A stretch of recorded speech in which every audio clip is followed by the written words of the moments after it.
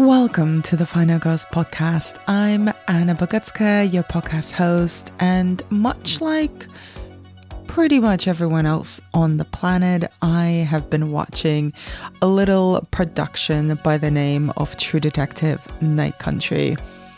I'm extremely pleased that one of my favorite critics working today, Roxana Haddadi, who is Vulture's TV critic, who also writes about film and pop culture, has joined me to discuss the, what should we call it, continuation, reimagining, season 4, basically, of Nick Pizzolatto's cult show True Detective, which very much had a lot of us, myself included, in a cultural chokehold back in 2014.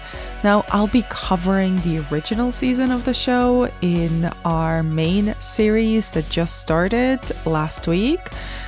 I look forward to rewatching that and seeing how well or not so well it has aged. But I absolutely gobbled up True Detective Night Country, which had Issa Lopez, the writer-director of one of my favorite horror films from the last decade, Tigers Are Not Afraid, at its helm.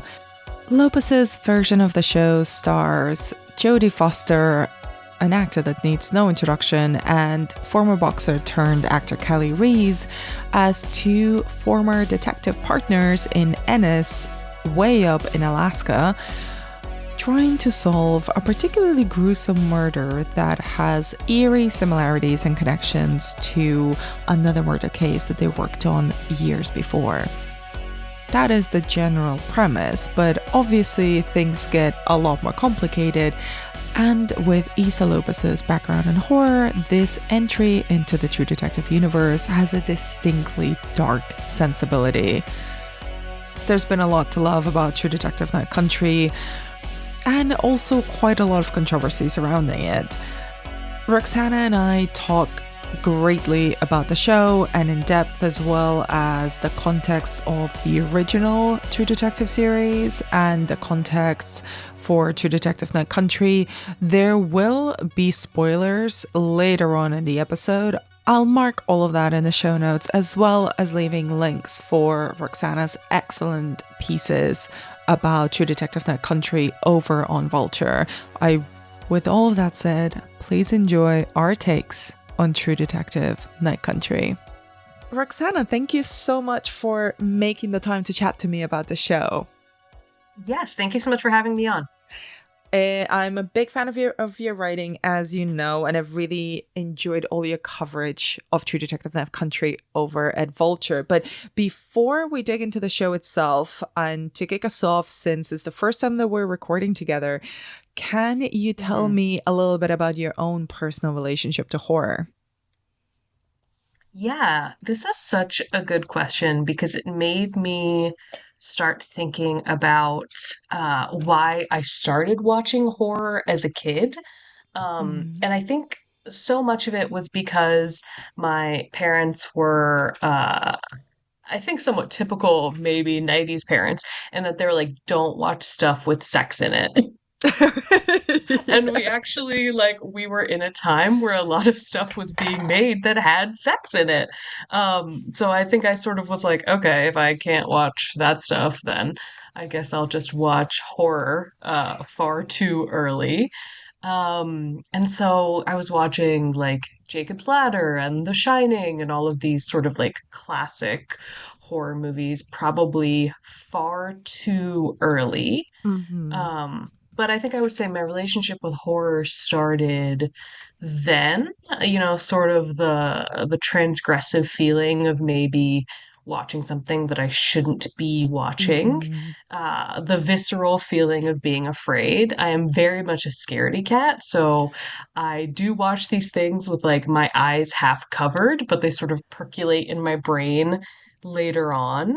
And I think I've always just sort of been drawn to inexplicable things and trying to puzzle them out a little bit about like what are the ramifications of things that you don't understand and how do they affect your daily life. I think that sort of tension has always been what has interested me. So, in film, of course, in television, something like Twin Peaks was something Mm, that I avoided watching for a long time. And then when I did, of course, The Spectre of Bob is so yeah. horrifying. Books like House of Leaves. So, I enjoy the feeling of being scared. I probably gravitate more toward like the ghost, supernatural side of things than the slasher side of things. But all of that is to say that then the ghost supernatural stuff really primed me for being a True Detective fan. Oh, I love that. I love how you set me up to move into Hmm. True Detective. I appreciate that deeply. Of Um, course. but also love the attraction to the unexplainable and Hmm. the both emotional and practical ramifications of that on the story, but also on us as an audience. Very Hmm. much share that childhood fascination with you. So Hmm. moving into True Detective, um, before we kind of go into Night Country as its own show, really, the cult of True Detective, particularly the first season that aired 10 years ago, and despite the subsequent two other seasons that have aired since Right. then, the cult has really grown. And I wonder kind of what do you think captivated people so much and has kept them coming back to this to this first season? This is such an interesting question because I think we've all been trying to answer it Mm, for a decade, especially as the second and third seasons each have their own sort of committed following. But I agree with you that season one remains this very special thing. mm, Um, and I feel like it's two things. I think on the technical side of things, that year, when I went back and I was like considering this when writing my Night Country review, so much stuff that happened in the first season of the show was years before we had seen it in other television. Like, as an example, mhm. like Cary Fukunaga directing all episodes of this show. This was before Soderbergh did that with The Nick. This was before Sam Esmail did it with Mr. Robot. This was Yes. before Big Little Lies did it. So I think it was really fascinating at the time to get one director doing the quote unquote cinematic thing for a mini series of television. I think we were still young then, and that felt, fascinating and new. And then of course, what that brought us was things like that 6 minute uninterrupted one take, which really was True Detective declaring, we're not like other television, right? Like, not Yeah. only are we not like other cop shows in that we're doing this weird supernatural Carcosa, Yellow King, Mm. horror inflicted thing, and we're going to give you a level of style and cinematic mastery that maybe you have not seen on television before. So, I mean, all of my thoughts on like Nick Pazzilato aside, and the fact that we sort of learned that Cary Fukunaga was a creep, all of that aside, that first season really had a core that felt different. Mhm. Um, and really had a writing style that felt dense and interesting, almost in like a Deadwood style way, in that HBO lineage of shows that are verbose and literary and just Yes. really pleasant to listen to. Of course, what we learned is that, again, some of that was Pizzolatto taking those ideas from other established horror writers Mhm. and, lifting passages from Alan Moore. But again, at the time, it felt really singular. Mm. And I also think at that time we were primed from shows like Lost, from Twitter and Reddit, being still sort of new and not the cesspools that they are now, that people were, very communal in trying to figure out the mystery and very communal in gathering clues and trying to put the puzzle together. So all of this is like very long-winded to answer your question, but I think a lot of it was timing, and a lot of it was what TV had not yet done, what the internet was able to do at that time in terms of like building a shared experience. Like if you were on Twitter after the episodes ended, it was Mm. just like an explosion of what are Rust and Cole doing? Like what's happening? What broke them up in the two timelines? Like there was a lot of that. And so I think we hold that season as very special because it really was like a remarkably crafted season of television. But I think we also hold it special because like the seasons to follow moved away from it, right? Like they were Mm-hmm. not as interested in sort of a supernatural thing, but they were doing the same sort of like grizzled cop stereotypes. Mm-hmm. It felt like True Detective, it had set a template for itself, but it simultaneously was disinterested in following parts of that template, but maybe overly committed to other parts. Um, so it's a weird, it's a weird cultural artifact to interrogate because you're right, the cult has grown. And I wonder now, a decade later, like how much of that cult is like the worst kinds of fans, the people who are just like, these men made a great season of television that no woman could ever recreate, right? I do think that that is a Mm. subset of fans and like we can't ignore them. But on the other hand, it's just such a good season of television It that really I hate, is. that I hate to suggest that like it's only, you know, like sexist fanboys who like it because I don't think that's the case. Yeah, I agree, and I'm thinking I have not rewatched the series in a few years. So we watched it a few years Hmm. back because I fully and I remember the my own reaction to it as well as the way that people around me were reacting to it, the fandom around it, Hmm. the conversation. And I think Hmm. it's interesting, you're talking about its place in prestige TV history and how film auteurs and film directors were moving in and kind of taking ownership and putting their stamp on not just one or two episodes, but an entire series of TV, and how Hmm. that felt new and that felt very much like a creative partnership that was not just a tokenistic visual Bible stamp with the first two Right. episodes. It Hmm. flowed throughout the entire season between Pizzolatto and Fukunaga. But there's also, it coincides in the history of horror in that 2014 is when people started paying attention to horror as an artistic landscape, not just as a commercial genre and as a genre that, would just exist by itself with its series and its franchises and its subgenres that the fans would love to analyze and debate over and indulge in. But it it really coexisted at the same time that horror became, for lack of a better word, more cerebral. And I'm not Hmm. saying that there wasn't art horror or cerebral horror before that, but that's when something was in the air that the films were talking to one another, even if the filmmakers weren't yet, and the audience and the media started paying attention to the genre as a whole. And True Detective really was right in the middle of that, with the Hmm. literary references, with the supernatural denseness of it all, and Hmm.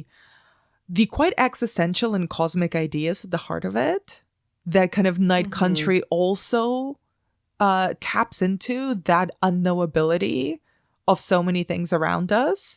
Those are Hmm. those are not um easily resolvable plot lines. They leave you with an unease that I think has just magnified in the last 10 years. And I think the reaction of people, whether the toxic fandom, the pockets of toxic fandom, as well as people's interest in Night Country, has to do with the fact that this season of True Detective, this iteration, I would say, of True Detective, has more to do with that um opening a certain Pandora's box and being afraid of what might come out of it, that Mm-hmm. seasons 2 and 3 did not have, or at least weren't that interested in, because they were a lot more grounded in procedurals and cops and all of those kind of narrative tropes that we've seen a million times over so many different kinds of television. Yeah, and like the thing about 2014 is, of course, we had, like we had Sam Raimi and we had John Mm-hmm. Carpenter and we had all these like very established horror filmmakers in preceding decades. We had the X-Files, we had Buffy, we had shows that dealt with horror, but Mm-hmm. I think we didn't have as much that dealt with this sense of like Lovecraftian horror, like Eldritchian Yes. horror. I think that was still sort of new to find on television.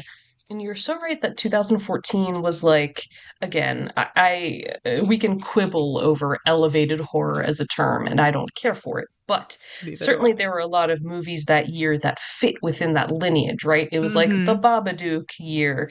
It was the A Girl Walks Home Alone at Night year. It was a lot of these sort of like beautifully stylized films. Mm-hmm. And so I think when you have that and you also have how beautifully stylized True Detective was, Adam Arkapa's cinematography is so evocative. The use of the swirls is so omnipresent.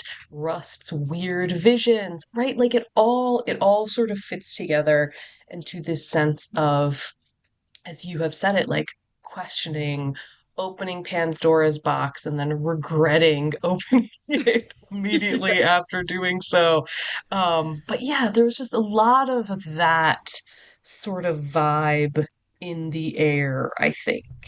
And I think it sort of infected what we were looking for.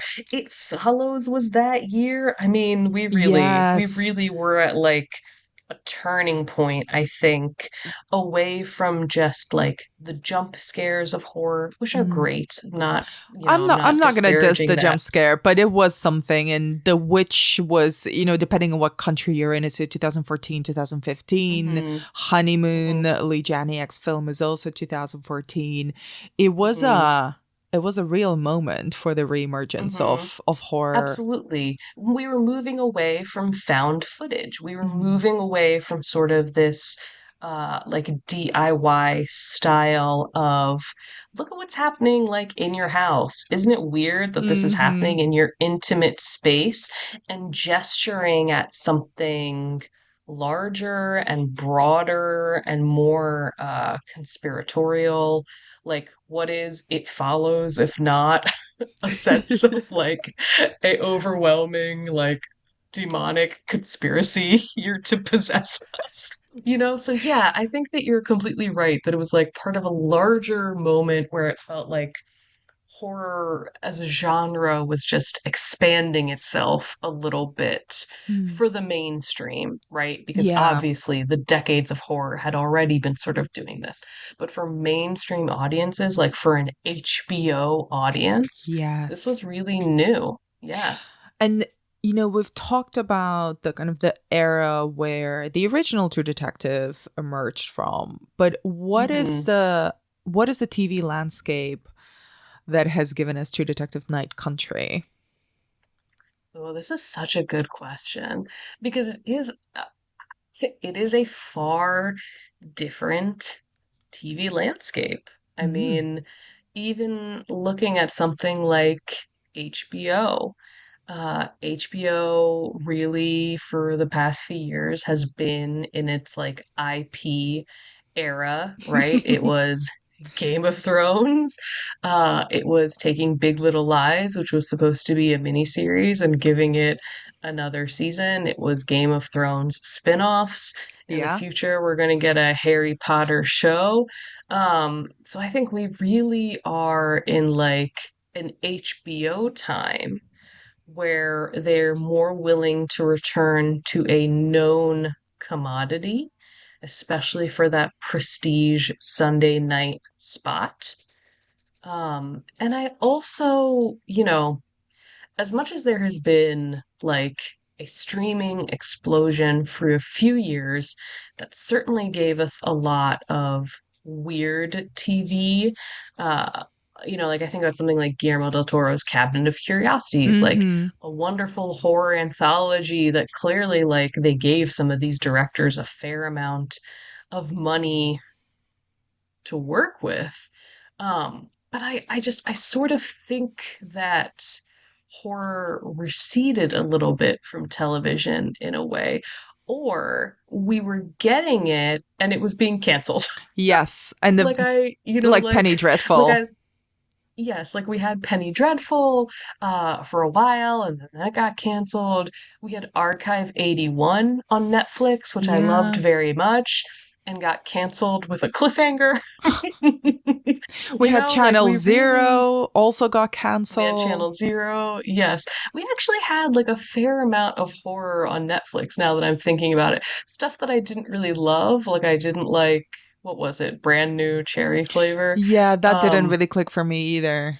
that didn't really click for me, but we had it, right? Like we had Mm-hmm. pockets of it, I think. Um, but I think what brought about Night Country is HBO really wanting to push a recognizable series that we have not gotten now in, I believe, 5 years. Mm-hmm. So it feels like there's a certain desire for it to come back. And I also think we almost are in a little bit of the same place as we were 10 years ago, where it maybe feels like there isn't that much horror on TV. And if you were to do it well, it would become the conversation, right? Mm-hmm. So I refuse to use time as a flat circle in this conversation, but it is sort of funny that it feels a little bit Yeah. like the same circumstances are here. Mm-hmm. Um, and especially, it also, I think, was very clever of HBO. We could call it clever, we could call it cynical, we could call it whatever we want. But to go with a female showrunner's vision, Mm-hmm. because I do think HBO has been trying to carve out a continued space for itself as a place where stories about women are welcome. Continuing that like Sex and the City, Hacks, Big Little Lies, The Undoing. Like, you can come to us for visions of fully rounded women. Mm-hmm. And I think that was like, I almost want to say I think that was tactical, especially since Pizzolato's deal with HBO ended a few years ago. And they don't necessarily need to bring him back. I'm Mm-hmm. trying to say that in the Yeah. nicest way possible. But, like he left. The deal ended. He left Mm-hmm. for FX. That deal ended, and now he is with Amazon. So I think it was an opportunity for them to sort of get back into this franchise, Mm-hmm. deliver to people this franchise, which they recognize and have a relationship with already, and also sort of hit the can we get diversity in here? Can we tell women we care about them? And do that all with this show. And it is also like I am also cynical about the reasons why people, big companies that traffic with IP Hmm. choose to hire who The they choose to choices hire. they make. Yeah, Right, exactly. IP rules everything. So Hmm. mostly that is the reason I find. But I loved Issa Lopez's Tigers Are Not Afraid film when it came out in Hmm. 2017, 2018, I think. And I was really excited for her to take the helm. What's interesting to me about her being at the forefront of this iteration of the show is not just her visual sensibility, which she's proven time and time again, but it's the fact that she's now in both the Pizzolatto and the Fukunaga role. She's directing the show, but she's also the showrunner. She's the writer. And Hmm. I wonder what you think or what expectations you had, considering her horror disposition, her previous work. Like, what did you expect from the show in her hands? And did you find that it sort of delivered on those expectations? This is really getting me to think. I had seen Tigers Are Not Afraid. Mm-hmm. So I think that, it's really funny. Before I wrote my review of Night Country, Mm-hmm. I had written an essay that eventually became the Night Country review, but it was sort of trying to figure out what would an Issa Lopez and Barry Jenkins, because he was originally attached as well, right? And then eventually Yeah. just became an executive producer. But there were rumors in the beginning that like he was going to write or he was going to direct. Mm-hmm. Um, and I'd written an essay that was trying to figure out, based on their prior work, what they would bring to True Detective. And I remember thinking that it was probably some fantastical visuals, like a sense of like magical realism, a blurring of reality and unreality or heightened reality. And I remember also thinking that there probably would be some sort of emphasis on children, obviously, because Tigers Are Not Afraid is so committed to following what does the world look like through a child's eyes, and also because so much of Moonlight, which of course is going to Mm-hmm. be like Barry Jenkins' masterwork for a very long time, is about the experience of being a child and trying to understand the world around you. So I remember thinking those two things might be what would guide this season. Um, a visual sense of both playfulness and foreboding, and maybe a narrative focus on youth and sort of adolescence and what is it like to be facing the world on your own. So those were sort of the early inclinations I had, and I don't want to say I was right because I don't think it's fully right. But I think like the horror sense that we get Mm. from Lopez's early work, I think is heightened a lot in Night Country. I think it is honestly, for me, it hits a lot of like the stuff that scares me the most. But what I did really like is I liked that there was a focus in the series on adolescence and adolescent loneliness and sort of that feeling of being a child and having parents, but maybe not having the best relationship with them and feeling like something is missing. I liked that that stuff ended up being in there Mm. because it did feel different from previous seasons of True Detective, which every so often have like a little subplot about the cop's children. Like season one obviously had the subplot where Marty's elder daughter is rebelling against him.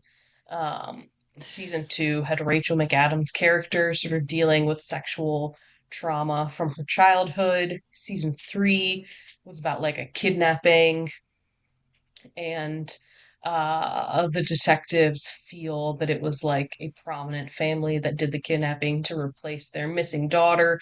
So parenthood has really been there. I mean, Colin Farrell in season two, trying to figure out if his son is his son or the product of his wife's rape. So parenthood has really been there. I think the parent perspective has been there. But I liked that this season did the child perspective, right? It sort of moved the generational focus in a way that I thought was a good creative update. Well, there's something really interesting that you've just sparked in me as you were talking about this idea of what's it like to face the world on your own. And I think that's Mm-hmm. kind of part of the DNA of True Detective in a way. Down from the first season, these two lone, honest detectives, who are committed to solving this crime that is wrapped in uh be that just evil in the larger sense of the world or just corruption. And the same kind of applies to True Detective Night Country, right? These two Mm-hmm. women who are kind of facing themselves and facing this murder and trying to solve it in the face of everyone else just not really giving that much of a shit. And then with Yeah. all of their own personal demons as well that also leave them alone. Danvers is kind of, feeling alienated from her daughter and also having lost her son, being by herself. She's often shot by herself as well in her intimate moments. And Navarro effectively, as the season moves on, feeling completely lost in this wilderness and separated even from her, not just her family, but her ancestry as well. So there's a lot of them just being in the darkness, literally, but also metaphorically, trying to find their way to someone, any form of connection.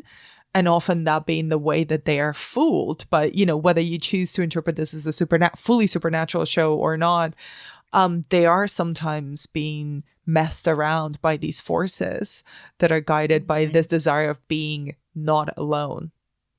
No, I definitely think that, and I think the sense of being not alone again is, I think it's a genre thing that is really important to the DNA of True Detective because I think it pops up every season again. Like Marty and Rust are essentially two loners who realize that they need each other to not only solve this case, but sort of need each other to survive, right? They need each Yeah. other to balance out their worldviews. Season two, I think I have a lot of issues with season two.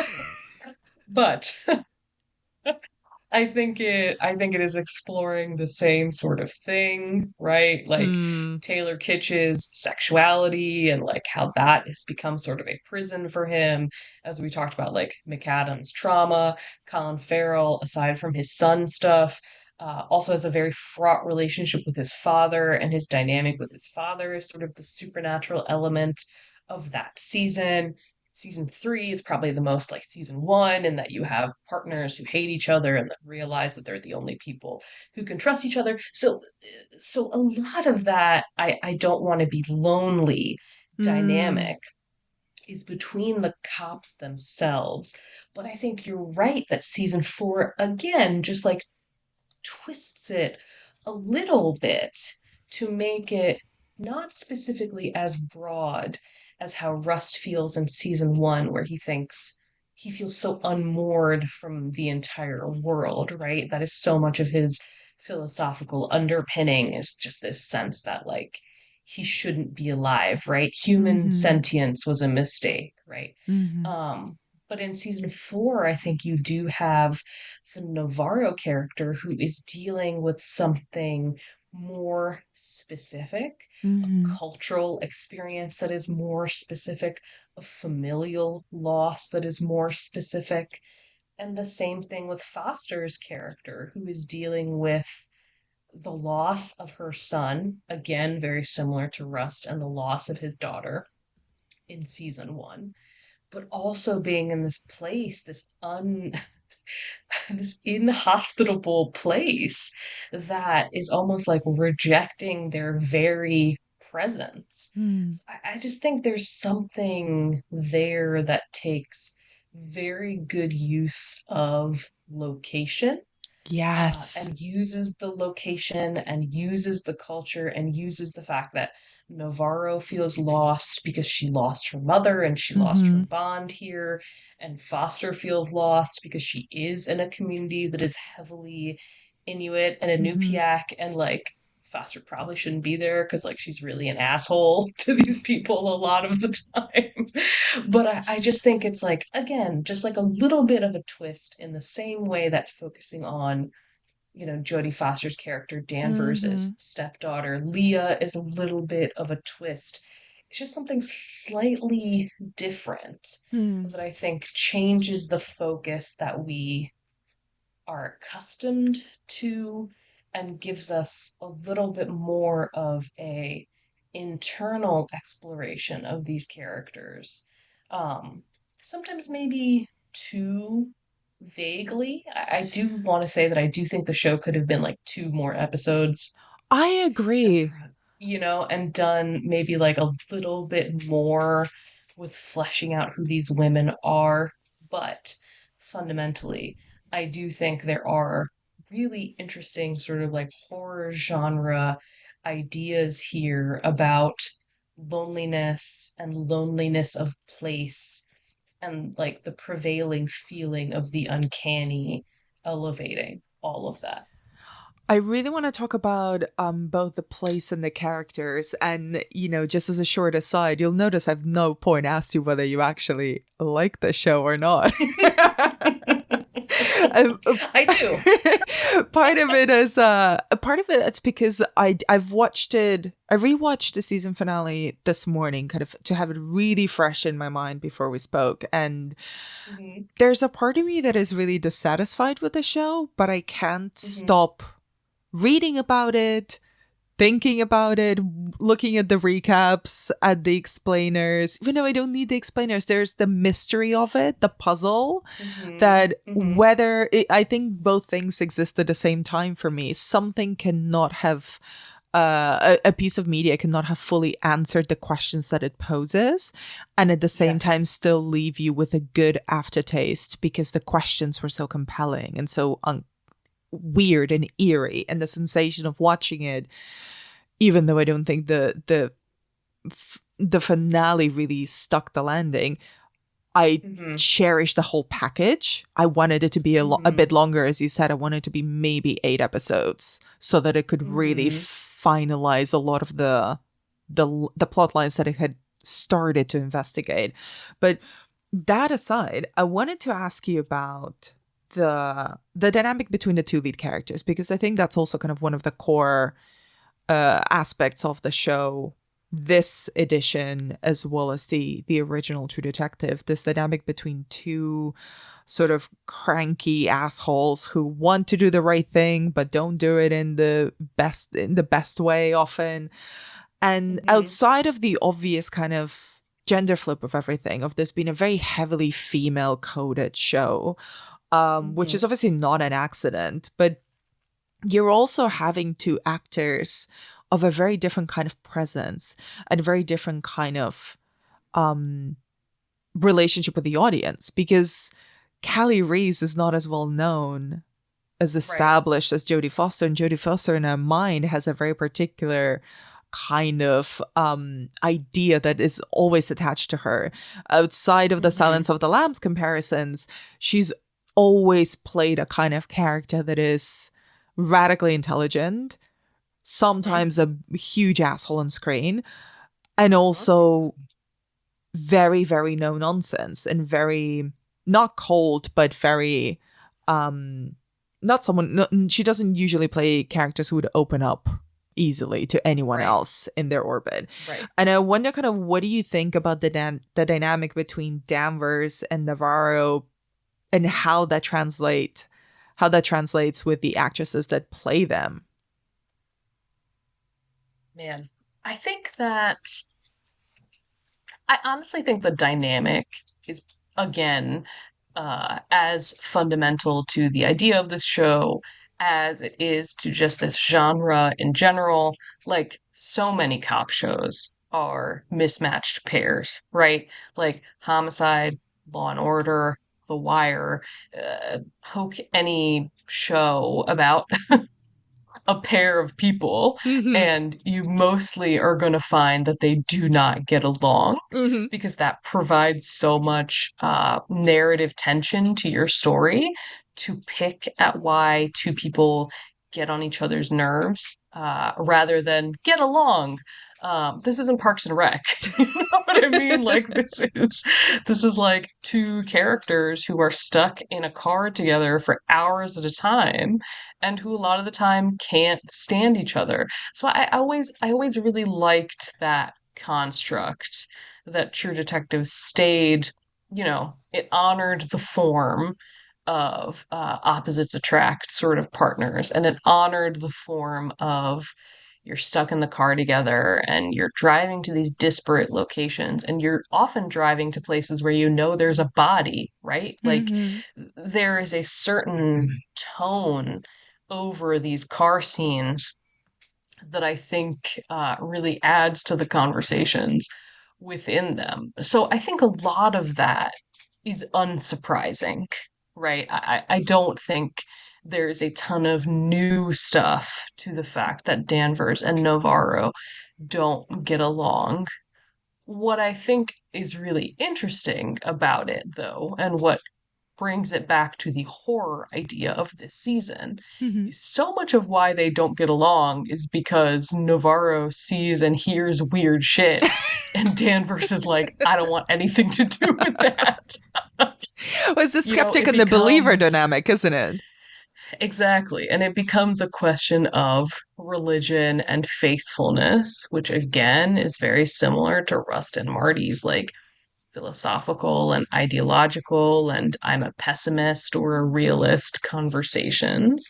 But I love that we shift perspectives throughout the show to understand what each of them is feeling and seeing and to get the opportunity to make up our own decisions, right? Like I really love that. I love that in, and this is going to be a little bit of a spoiler, and I'll say that up front. But Hmm. when we see the scene that explains why the two of them essentially broke up, like why Yeah. their partnership ended, and it's because they come across a man who has killed his girlfriend.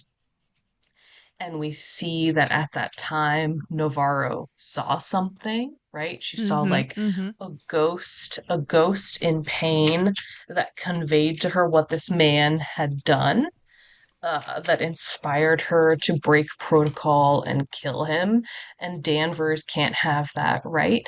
So I loved that as an update on the breakup because in True Detective season one, as we know, the breakup is because Rust slept with Marty's wife, right? Yeah, it's much more So pedestrian. it's much more like two bros who just can't get along. And you know what? Like that serves its own purpose in that season. Like whatever, that's fine. But I liked here that it was, I understand Navarro doing something that Danvers can't trust. You killed this man because you saw a ghost. Like, do you know what I mean? Like Mm-hmm. when you put him in terms that like frank, I understand why the two of them would end their partnership. You know what I mean? Yeah. So I do think that there is a lot of like familiar stuff to their relationship. And I do think there are horror specific updates that really work for me. Even when Mm. they start working together again, right? Like they still sort of hate each other, Like you still have Navarro telling Danvers, oh, by the way, I see your dead son. I mean, just Which is just a dickish thing to do, even if it is true. Just keep it to like yourself. keep it to yourself. But then at the same time, for Danvers to say to Navarro, like, you pray, LOL, that's hilarious. Like Mm. they know exactly how to hurt each other. Mm-hmm. And um, I really was touched by that these two women who clearly understand what each other have gone through in terms of like losing close family members and desperately trying to hold on to some kind of identity and knowing what they're up against in terms of like this insular community. Yes, there's sexism, that's clearly a shared problem, but the insularity of the community is almost the larger problem. And for them to sort of be reckoning with all of that and also grappling with this core question of, you know, how much supernatural is really present in this place and how does that guide your decision making? I I really felt like we got some solid scenes out of that framing that furthered the because I ascribe to a supernatural read of the series. I know the ambiguity is pulled in there, so I'm making the specific choice that I think there's a supernatural read. So I think that like there are really interesting supernatural horror genre things that come out of that friction between Yeah. the two of them. And actually, I'm glad you bring it up because that's kind of one of my, I don't want to call it an issue, but kind of one of my come off it attitudes. Mm-hmm. I also Mm-hmm. subscribe to a supernatural read of the show. I think it's almost Mm-hmm. impossible not to. And Mm-hmm. interestingly, like, when I was rereading your pieces that you've written about the show, and in your interview with Issa Lopez, kind of you write this in this beautiful way that there's three ways to interpret the finale. And I'd Mm-hmm. argue that the show itself, it's the real story, it's the cover up, and there's the supernatural explanation. And I've read Mm-hmm. other interviews with Issa Lopez where she's kind of really doubled down on this idea that the ambiguity is at the heart of the show, that you could read it as purely rational or Mm-hmm.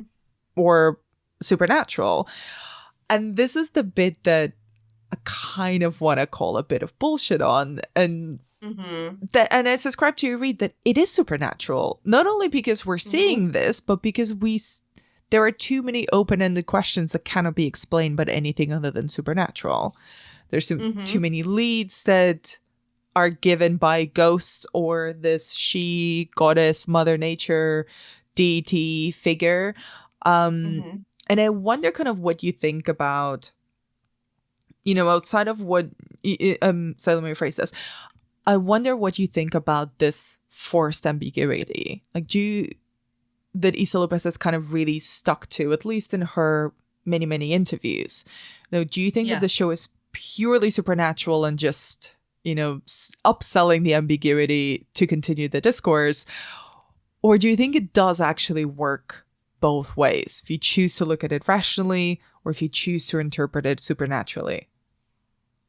I mean, if you choose to look at it rationally, then Navarro and sort of all of these women are just like detached from reality, right? Hmm. And so, Kayla having their child draw an image of a demonic looking woman who is a local legend, and the reappearance of the tongue, and the justice ladies marching these men out on the ice and leaving them there because they have faith that something could get them. You know, I understand why you go with ambiguity, Mm-hmm. because I honestly think this is, again, very cynical place for me to go with this. But I would be very, very doubtful if HBO was like, yes, do 100%. You have permission to go 100% supernatural. I would really be Mm-hmm. shocked by that. Because again, to go back to the X-Files, which I think was our like longest running example of genre television, Mm-hmm. the early seasons of that show also have a lot of ambiguity, right? I Yeah. mean, there are certain episodes that are very clear. The fluke monster is very real. Mm-hmm. The vampires are less real. You know what I Mm-hmm. mean? So, like, Mm-hmm. each episode sort of again toyed with your expectations and with how far they were willing to go. Of course, when we then jumped into like Alien Assassins, the show reached a point of no return. Yeah, there's no But ambiguity in Alien there's Assassins. no ambiguity in Alien Assassins. But I would be incredibly surprised if HBO was willing to give over that vision of the show, because I don't think they want to be known as just the genre prestige channel, right? Mm. Like they have House of the Dragon, so they have fantasy covered, but I think they really want to maintain a stake in a certain kind of realism just as part of their brand. So this is all my speculation. I have Mm-hmm. no like secret intel. So I think that probably honestly was like either a true dictate or like an undercurrent of a dictate or whatever. Mm. Now, like your point, does the show work with that ambiguity? I have talked to people who refuse a supernatural reading of season 4, and who say Wow. that they really, yeah, and who say that they really prefer the show to simply be like season 1, a cop show that flirted with genre but Mm-hmm. doesn't go all the way over to it, and those people also just don't like horror in general. So I Mm-hmm. think that, like, I don't necessarily know how you could have that reading, but I have talked to people who do. I just think there's too much baked into the show. Too much of Navarro's perspective is shaped by that. Mm-hmm. Too much of the Justice Lady is shaped by that. Too much of Ennis, like as a Mm. place, is shaped by that. So I think the only thing that really hangs together for me is a supernatural read. But I'm really curious about your read because you, like, I thought the finale was the strongest episode of the show, but did you wish Oh. that the finale had done more in terms of genre, or do you think it didn't answer all of its own questions? Or, like, I'd love your take on what did or did not work for you.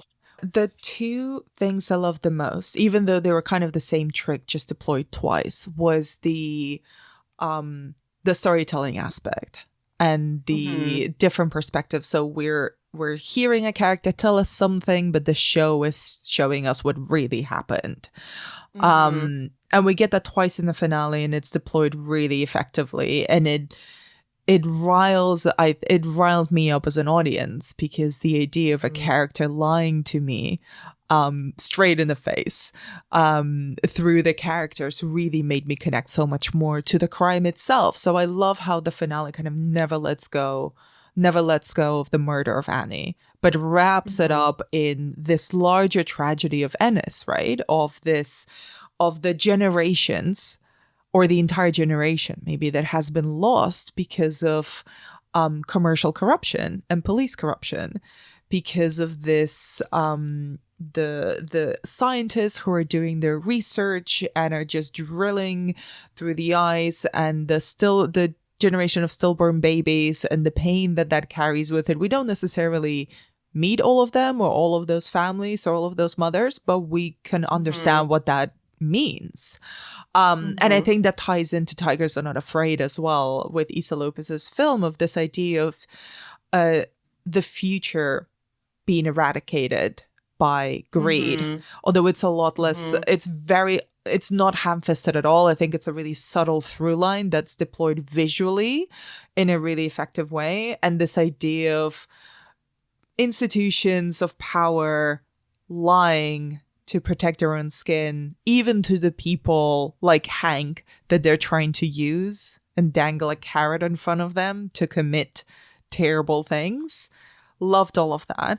I'm I wish it hadn't abandoned certain characters. Like Mm-hmm. Pete is his name, Hank's son. Yeah. Mm-hmm. I There was at least another couple of scenes that I could have done with in that plot line. Wanted a Mm-hmm. little bit more of the Justice Ladies. It Mm-hmm. explained everything fine, but and I'm not fully, I know that this is what they're being called, not fully on board with Justice Ladies as a collective term. I think they could have maybe workshopped that. Um I love this idea that there's just not one murderer, Yeah. that everybody has a part of it. I didn't necessarily want a full on explanation of what she is or who she is. Wanted a bit Mm-hmm. more Fiona Shaw's character. She was one of the most Mm-hmm. intriguing secondary characters for me, not only just because I love her as a screen presence. Anything she's in, she holds so much power and violence in her deliveries without ever even moving a muscle. She can just be making tea or rubbing her feet and telling you this horrendous backstory of hers. And it's terrifying. I want more of her and want to understand what's her connection to Ennis and to the dark. And Right. does she really have a ghost lover? Into that. What is happening there? Um, I don't really care that much about the Rust connection there. I'm more interested in, like, okay, so what is this thing about the dead sometimes want to pull you to them, Back sometimes they in, just want to right. say hello. Like, there's such a just these nuggets of beautiful eeriness that have been drip fed through the series that kind of don't go anywhere. Hmm. Yeah, Um I think the stuff with Cole's father, I have such a complicated relationship with all of the callbacks to season one because I think the spiral was really Mm, interesting, mm, and I thought it being Rust's dad was like fine. But I also think that with a couple more episodes, I think the show could have really flourished as its own thing, not just its own thing that needed to speak to season one because it's part of the True mm-hmm, Detective franchise and because all of the seasons have little nods to season one. mm-hmm, I completely agree with you that I think a couple more episodes would have given us more Rose. How did her and Navarro become so close? I don't need every element of her life. I don't need like a Rose specific episode, but I want to see more of her and her interactions with other people. I liked where Pete's story ended because I like the implication that he's just going to have to live with this and that's going to mm, be really hard. But I think this location is so unique and the opportunities it provides for horror are so unique that we just could have done more. Fundamentally that's my praise for the show, right? That I mm-hmm. wanted to spend more time here and more time with them and more time with these women. Um, but I guess I just am really grateful for what we got, Mm-hmm. um, and for, like the power of the two leads together and just the oddness of the ice caves and the fact that, like you said, this like entrenched evil power structure is very much an homage to season one and season two of True Mm, Detective, which are about like corrupt cops and land deals and polluting the earth and getting rich off of it. Like all of that just is very, very rich. mm-hmm. And I think we could have done more with it. I liked what we got. I think we could have done more. Yeah, I think that's much more succinctly put. And but you know, I would have loved more ghosts. Like the scene in when the Anders Lund comes back to life and tells yeah, Navarro that her mother has a message for yes, her. Like that shit was great. The chase through the like dredging ship where Navarro sees Julia's body floating in the water. Like I wanted more horror, I think. I was yeah. really fulfilled by the scary, spooky stuff. And just like two more episodes, give me another scary chase scene. Give me another possessed man. Totally. And also, the random Christmas tree in the middle of the abandoned factory thing where they Mm-hmm. go, the bleeding out of Mm-hmm. the ears that Navarro gets every time she has a vision. Like, oh, is this causing brain damage if you see too many ghosts? Mm-hmm. There I don't Mm-hmm. need explanations. I just wanted more of it. And I kind of want to be before we wrap up, wanted to ask you about Navarro because, you know, Jodie Foster is Jodie Foster. She's solid. Mm-hmm. She's always incredibly sharp. She's doing something really interesting with Danvers, particularly in the finale. I think her performance kind of reaches new levels, partly because I think we're used to seeing her as quite a very sharp, smart, cold, almost Mm-hmm. on-screen And she really presence. sucks in this. Like she's Yeah. really good at being a complete asshole. Yeah. Yeah. And that's a Mm-hmm. register that really absolutely worked for me. I was getting, you know, classic Jodie Foster with a little bit Mm-hmm. of newness sprinkled in. But Mm-hmm. Callie Reese was really a revelation, and kind of her ending Mm-hmm. is also shrouded in mystery. Her Mm-hmm. walking into the night, her being delivered supernaturally her native name by a hand. I'm assuming it was her mother or her sister, one of those. But Mm-hmm. what do you think? And this is kind of part of the conversation that's still ongoing online since the series finale. What do you personally think happened to her and that final scene in the daylight now, where she reunites with Danvers, having a cup of tea, doing a crossword, looking onto the lake? I hmm, I do not think that that character would have died by suicide. I think that I could see a version of that character where she is no longer fighting her sensibilities and Mm-hmm. where she is more at peace.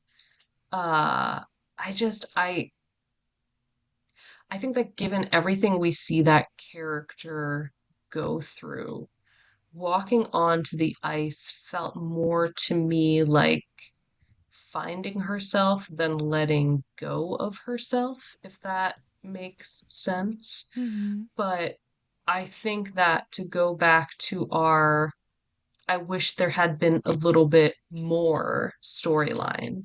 Mm-hmm. I think that if I had sort of a clearer understanding of why did she join the military and why did she become a cop, are those institutions that she was drawn to because she thought they would help tamp down on her like supernatural whisperings, right? Were Mm-hmm. the routines and the regimens of that lifestyle, did those appeal to her because of like the chaos and trauma of her childhood, right? I almost really feel like on a certain level we did not need the military background. It almost felt like ancillary from what we Mm-hmm. already knew about the character by the time she's in Ennis.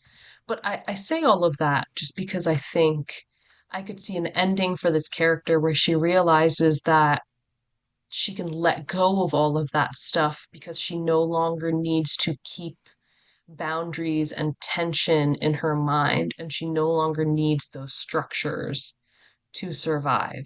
She can be a person who is open to these possibilities and open to what they suggest about herself without needing the inherent violence of being part of the military or of being a cop to control them for herself.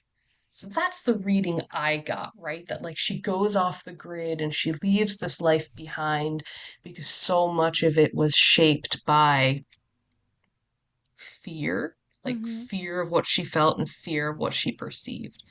That's the reading that I would go toward, especially because also in a true detective tradition, the cops usually survive, right? Like Mm-hmm. Mm-hmm. the ending of season one is that speech that Pizzolatto lifts from Alan Moore, which is about like finding the light within the darkness. Season two, Kitsch's character dies, but McAdams and Colin Farrell's characters like flee and share news of the conspiracy. I'm trying to remember, actually, does Colin Farrell's character die? Regardless, I remember that McAdams survives and like she shares the news of the conspiracy. So I think that like if Navarro were to kill herself, I just think it would be a certainly bleak ending for a season of television that I think was more about like retribution and justice at its core than it was about like succumbing. So that's my read, Mm-hmm. which is not necessarily a supernatural read. Again, I know there are like ghost Navarro reads out there. I'll be honest, I'm one But of them. yes, I think she's dead. I that's think she's a fine. ghost. Tell me, Anne. Okay, tell me more. How do you think she um, just walks into the ice and we have to take it literally? so I do get the sense that there's something missing, as in like a couple of scenes, even a couple of shots. You know, I felt this almost incomplete thing about that scene. Uh, Hmm. Logically, there's no way that someone would survive going off into the darkness and that at that temperature. Hmm. From everything we learn and we know about Navarro up until that point, my read is that she sees something that we're no longer privy to as an audience, and she's Hmm. going in that direction. And I don't think it's a deliberate. I don't think it's her taking her own life. I think it's her following something in another plane of existence or vision that makes sense, that is enticing enough. I don't think she sees the darkness. I think she's seeing something that is calling to her. That might be the light in the darkness. We don't see the light. And the kind of the changing of perspectives that the show plays around with as it unfolds, we're often jumping between the rational and the supernatural. The supernatural, often we're seeing it from Navarro's perspective, and the rational from Danvers. The fact that Danvers sees her son in the ice and believes it to be real is kind of that first thing of her actually seeing something that isn't there. We know it isn't there because Holden is dead, long dead.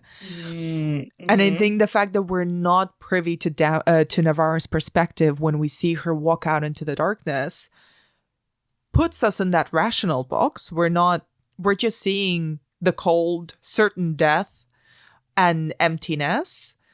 But I think if we were seeing it from her perspective, we'd be seeing something different. This is so fascinating. I had not thought of this at all. So I love the idea of this read. I almost want to go back and watch the episode now with that in mind. And in a way, that kind of still ends in the kind of slightly flippant thing of, well, but she's dead now. Right. Yeah. Right, yeah. Because like even if she is walking towards something that we're not privy to, that she's seeing, there's no way she would physically survive that. Her like ability to see ghosts does not extend to supernatural heat retention. Healing ability. She's actually packed a ton of space heaters. Yeah, we just exactly. haven't seen those. and this is kind of part of my I really enjoyed the show as a whole and kind of I'm really enthralled by that mystery of it, the cosmic horror of it all. But the same thing as I mentioned about, and I keep forgetting her name, Fiona Shaw's character. Rose, right? Rose, yes. That line that she utters that kind of had me in its grips of sometimes the dead just want to pull you to them, I think might be, again, with those extra few shots or scenes, or even just a change of perspective, might have been the clue to understand what happens to Danvers. But that's my read. Yeah, I mean, I think again, like I wanted more of Fiona Shaw's, like, how much of her ideology was because of like Rust Cohle's father. Like I don't think that much, right? Like she's her own unique, intriguing character. But one of the best things that season 1 did was it kept me thinking about Rust Cohle. And I think if the best thing this season does is keep me thinking about Navarro, keep me thinking about Rose, that's a triumph in and of itself. And before I let you go, Roxana, is there anything else that you wanted to say about True Detective Night Country? I don't think so. I think we covered it fairly well. Issa Lopez did get tapped to do season 5. So good for her. Good for her. More of True Detective coming. Very curious about where it's going to take place. That's what I want to know. Where do people think season 5 will take place? Well, I will say we didn't talk that much about Ennis, but I did love the setting. I think it's so 100%. The cold, the natural aspect of it. I'm reading this horror novel at the moment that takes place kind of in a research facility deep in the ocean. Maybe that's season 5. Like, we don't need to go to outer space to find spooky places. Just find a really dark place with a lot of natural landscapes where no one could survive unaided. That's what we need. And you know what I'll say is, when I spoke with Issa Lopez, she talked about the allure of being underwater. And how much of the ocean we do not understand, right? We have not explored. So I think you just made your pitch. Season 5, in the water. And are mermaids real? Mermaid horror. True Detective Mermaid. Let's do it. Give it to me. Let's do it. Roxana, thank you so much for your time and for your insight. It's been just a Thank genuine pleasure you. hearing you speak. Yes, this was a delight. Thank you so much for having me on.